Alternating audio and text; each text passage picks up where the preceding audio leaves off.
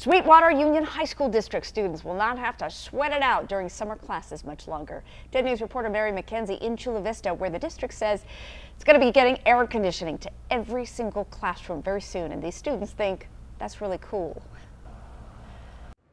It's hard to think of on a morning cloaked in June gloom, but we know what's right around the corner, and that is where these babies come in. 180 custom HVAC units for each school in the Sweetwater district, and they can't be installed fast enough for students we talk to. As these Chula Vista High School kids board the bus for ASB camp with peers from all of the Sweetwater Union High School District schools, one thing they won't be complaining about is the heat. Today it's cool, even jacket weather, but into the summer they know that won't be the case.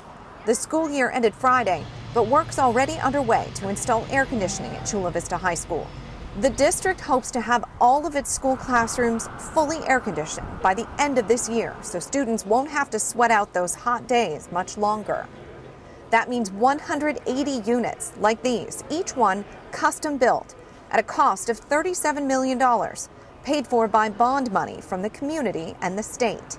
For one senior, it will make her last year the coolest. We dance in an old building, and during summer days it's really bad. We're really lucky we're getting air conditioning. Because each system is custom, designated for each school's particular footprint, they've had to add more maintenance staff in order to take care of these HVAC systems. We're at Chula Vista. Mary McKenzie, 10 News.